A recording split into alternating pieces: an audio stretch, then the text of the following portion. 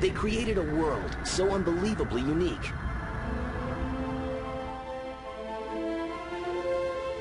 Who would want to play that game? I mean, it takes itself way too seriously. With characters that are untraditional. They look like monsters, but they're not monsters. He's not a brainiac, he's not a jack of all trades, he's not a master of anything. He's a goofbag. And ideas that are unconventional. It speaks about hope. It speaks about changing for the better. It speaks about not being beaten down by the big guy. I was not responsible for his flatulence. Is that a nice way to say it? That's nasty.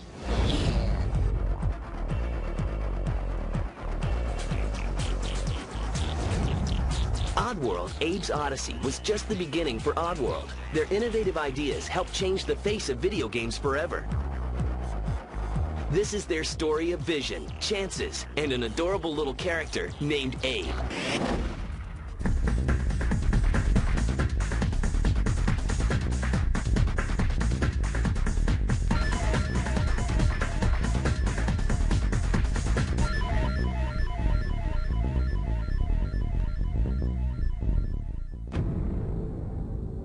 Years before Oddworld was created, the future co-founders were growing up in two very different worlds of their own. I was really lucky. I came from parents that had money, and I had the perfect childhood, and I went to USC, and it was a dream childhood.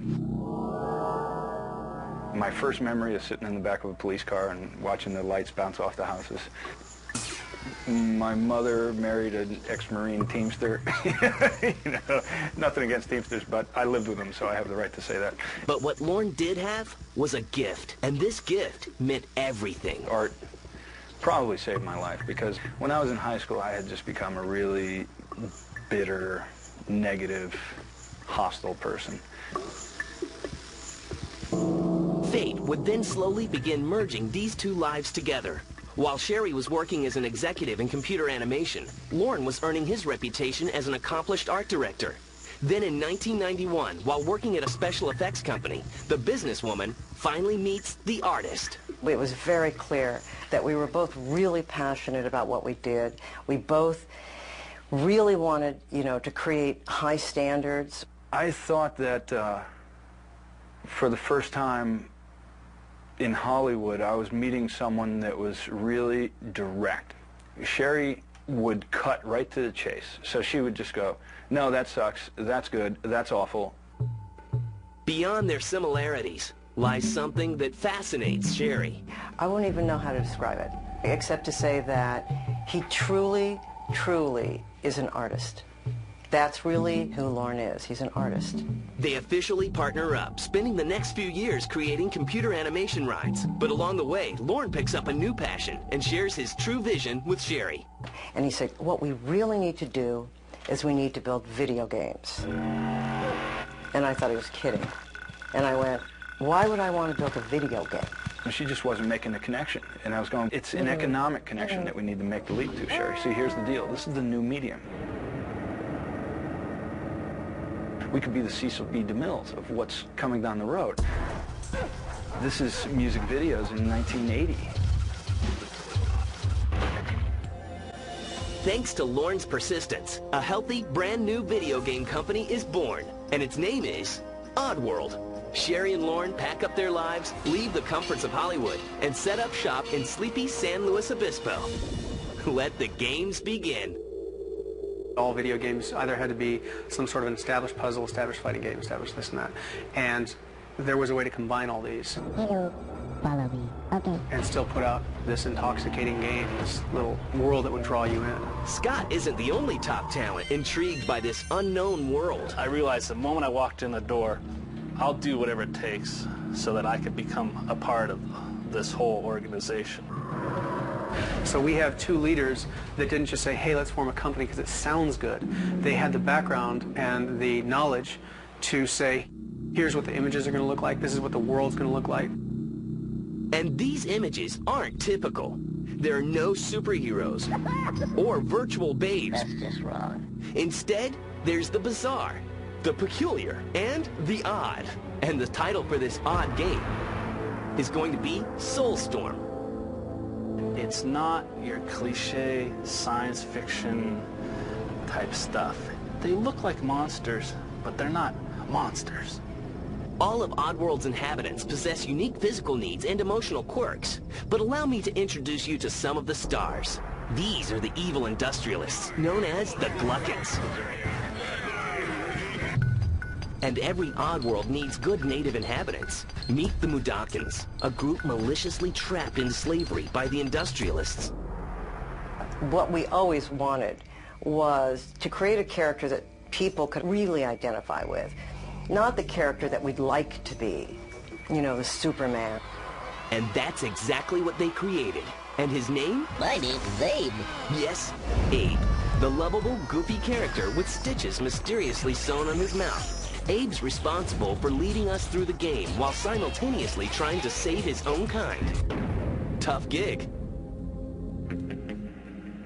He's not a brainiac, he's not a jack of all trades, he's not a master of anything. He's a goofbag. But he's indicative of a much greater world that's out there. So now that we know what he looks like, what does he sound like? Who better to ask than the man behind the voice, creator Lorne Lanning. His voice had to be sort of the chump, you know, the guy you'd go, piss off, man, you know. So he'd be like, well, why would we do that, you know? Now that we have our lead, let's get to the story. Abe's mission is to save his fellow Mudokons from becoming brunch to the industrialists. But first, he must save himself. Get me out of here! Along the way, Abe's journey is filled with relentless struggles and battles. People are attracted to Abe. He doesn't have this killing blow. He doesn't have this garish suit. He doesn't have an ability to travel through time, and he doesn't know it all. No, but what he does know is that he's stacked with a great marketing team. They're responsible for changing the game's title from Soulstorm to Oddworld, Abe's Odyssey. Oddworld's vision explodes onto the screen in the form of visually stunning CGI movies. I look at what our people create, and I just can't believe it. I mean, I'm just as stunned as I could be. You look at the train in Abe's Exodus, that thing looks like it works. When they design something here, it looks like it works. You know, the first time we saw the movie hit the screen and match the game screen exactly. And you go, yes! You've never seen that before. Although Oddworld Abe's Odyssey is essentially an action game, it's built upon many beliefs that inspire Sherry and Lorne, with subtle and delicate messages like environmentalism, mysticism, and anti-commercialism. Nobody wants to be preached to. You get up on a platform and tell people how the world should be, and they'll walk away. My name is Elf. But if you can grab their attention with irony and humor, Can I share now? then you've grabbed them. Now it's time to preview the game, and industry insiders are totally blown away. But Sherry and Lorne's concerns lie with gaming fans. How will they react to this very odd game? Who would want to play that game? I mean, it takes itself way too seriously. It's far too caught up in current events and the state of the problems with humanity. It's not what the culture that plays games is. We're going to live and die by our word. If the game fails, we will have no fingers to point to anybody but us.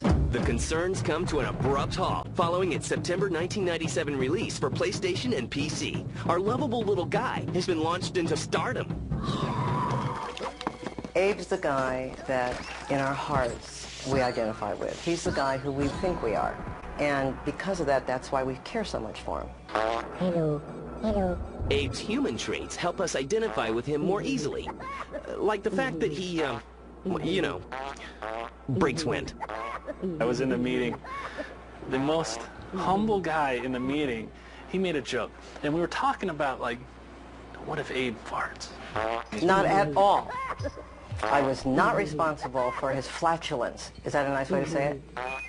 No, but when I saw it, I realized, okay, this makes him human, and it's funny, and it's a cheap trick, but it's a cheap trick that works.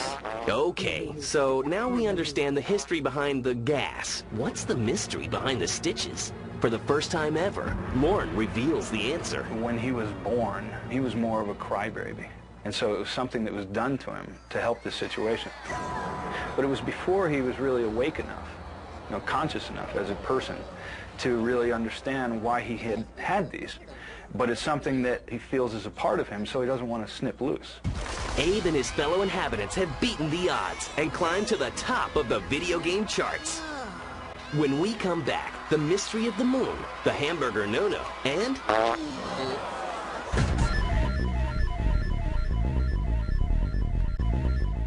Sherry McKenna and Lorne Lanning dominated the video game industry with Oddworld, Abe's Odyssey. The 1997 release won more than 40 major industry awards and sold more than 2 million units worldwide. Well, there's not much time to celebrate. Oddworld's publisher asks for the impossible. Compress the usual 2-year-plus production cycle and deliver a follow-up game in time for Christmas '98. Can Oddworld handle the pressure? It was hell, let me say. It was not fun. We did it in 9 months. We got it done on time because that's what you're supposed to do. Deliver on time. We just had to prevail, and it was murder. With games to be made and deadlines to meet, the relentless businesswoman is adamant about providing a healthy work environment. I am absolutely a monster about the health thing. So if I see people coming in with junk food, with a cheeseburger, I will absolutely take it and throw it away. Sherry said healthy people are basically good, alive workers, and so she fronts the money for vitamins every week and has fruit baskets. And then, you'll pull a desk drawer and there'll be the donuts. But don't tell her I said that, because she finds out. With little time to play, work progresses on the second Oddworld game, where some familiar inspirations are sneaking their way in. Basically, our games are about consumerism versus mysticism. Nicotines, sweeteners. We have to look at us as consumers and be responsible for that which we consume. Oh, I see. But it speaks about hope. It speaks about changing for the better. It speaks about not being beaten down by the big guy. Some of these very personal messages stem from Lorne's very real life, like paying homage to the 12-step program. I started going to Alcoholics Anonymous. I probably shouldn't be saying this, but my father was a reformed alcoholic. And I used to visit my father on the weekends with my brother. And if we wanted to see Dad, this is what he had to do. So we went too. I had my first brew. I have no idea the value that had in my life, because I think it's such an incredible organization. And I saw what it did for my father. It saved his life, and probably ours too. Against so many obstacles, Lorne and the other Oddworld inhabitants still managed to make the deadline. Oddworld, Abe's Exodus, is released in time for Christmas '98, and it's irresistible. And here's the lowdown. Abe must free the living Mudokons still enslaved by their captors, save the spirits of his dead Mudokon ancestors, and sabotage the evil cartel's businesses, including the Soulstorm Brewery. Got it? So what about the farts? Did they make it in? It'd be funny. What if Abe possessed his fart? I mean, at that point, we couldn't do anything but that. Abe's behind yet another Game 1 secret. When Abe broke out of Rupture Farms, that was one of the first things he saw was this moon. And as he put it, in the face of the moon was my paw. And he puts his hand up there and it links up, and then his fate is really kicking in. But how did the paw get embedded in the moon? Well, like many movie mysteries, this one began in a not-so-mysterious way. It's all budget, right? And what can you do and how much time and how much money? But what got edited out is as he was escaping, there was supposed to be a meteor storm hitting that moon, slowly forming this hand, so that it would imply that there's these greater forces that are really behind him, that are trying to send him symbols. Now that we know the secrets, here are some magical movie moments.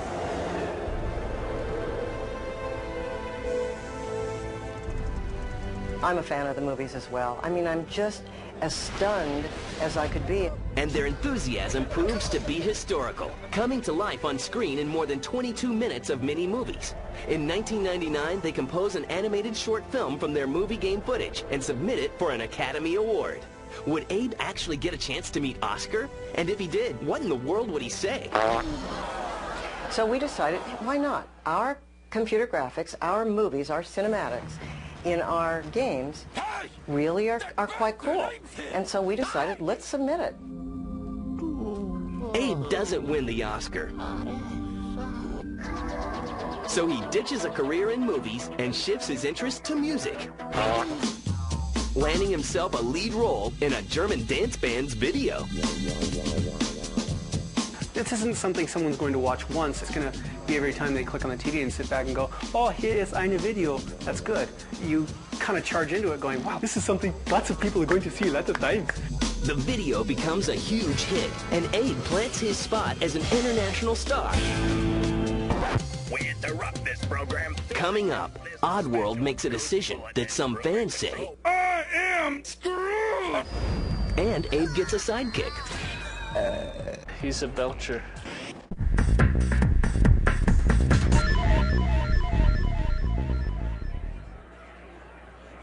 By the year 2000, Oddworld Inhabitants produced 2 successful releases that sold more than 4 million units worldwide.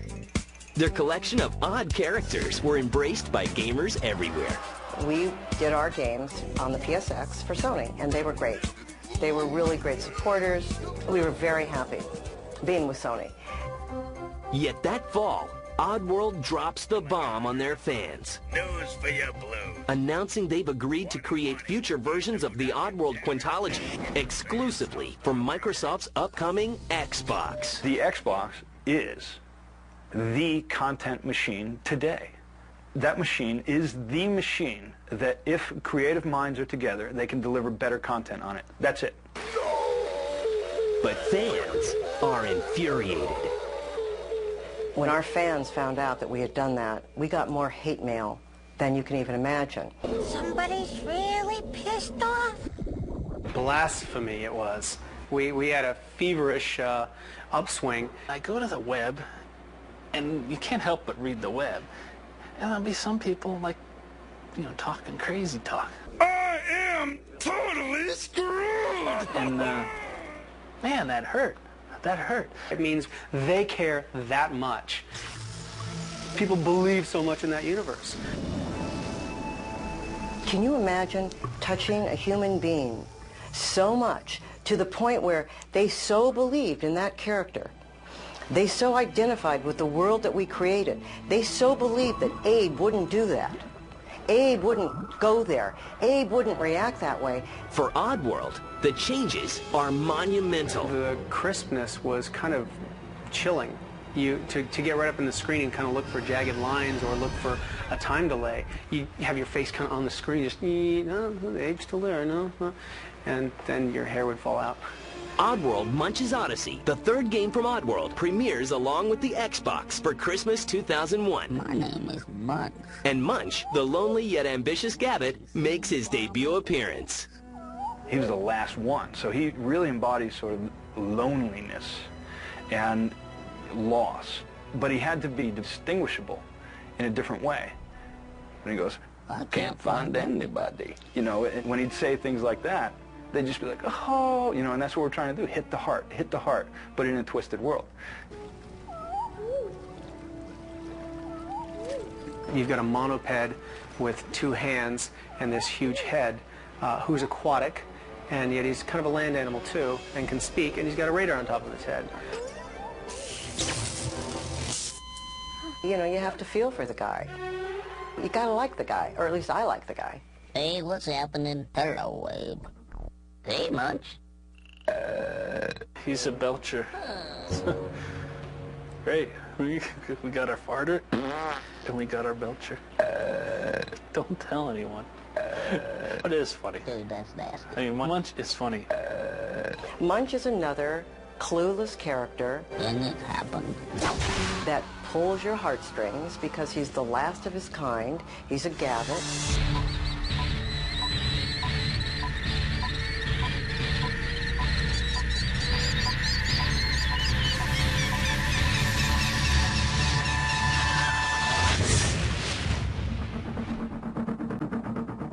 In Oddworld, Munch's Odyssey, Munch tries reaching the last of the Gabbit eggs, while Abe hunts for Mudakan eggs, which contain his unborn brothers. They must complete their quest before they're stopped and killed by the evil Vikers and Gluttons. Oddworld tackles yet another taboo issue by allowing Munch to occasionally use a wheelchair as his mode of transportation. Let's take something that we have an association with, and let's change that. Let's look at that association, knock it apart, put Munch in it, and make it a power-up. It's the best way to get around given what he has. Nothing wrong with that. So again, something for people to kind of look at and go, this guy's really cool, this guy's really goofy, this is fun. But not all of Munch's assists come from a set of wheels. He gains unnatural boosts of energy from power-ups. Oddworld's version of soft drinks. We go to a vending machine, we get caffeine. Well, they go to a vending machine, they can run 50 times faster.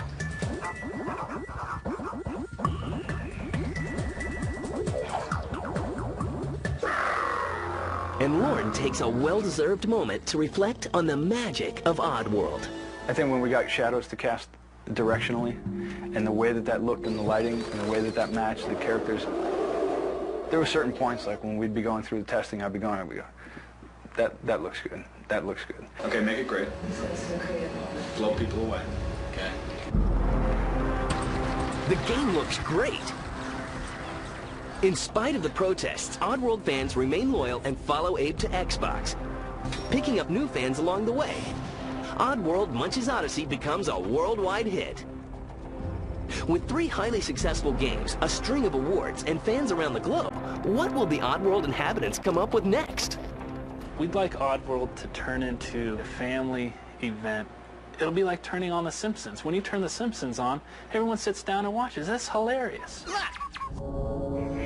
When you turn on Oddworld... Come on, Abe. We're right behind you. Right behind you. Right behind you, Abe. Okay. Here goes. It will be a family sitting on the couch and going, oh, Mike, did you see that? Whoa, that's too high for me. That's hilarious. That's our future. Guys, that is sweet. A lot of, I think, what has to define Oddworld is creativity. And the day that it's not defining that for the public, I think we've got major issues. We have to see that we're getting stale before our audience does. Naked mud wrestling. No, I'm kidding. I don't know, because every time we see the production art that comes down the pipe, after a while we're like, wow, this is nutty. This is great. How are we going to do this? I have no idea. I need a coffee. And then we actually do it.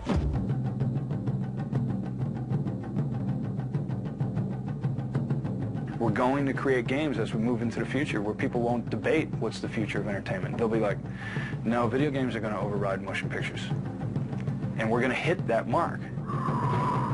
And I'm not claiming anyone's hit it yet, and us either, but we will.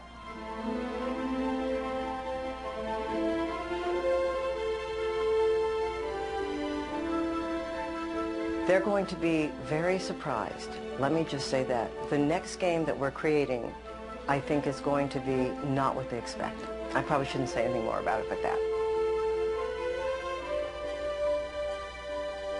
And what's coming and what people are going to be playing, it's just going to blow them away. It transcends what they think is possible, and it's not that far around the corner.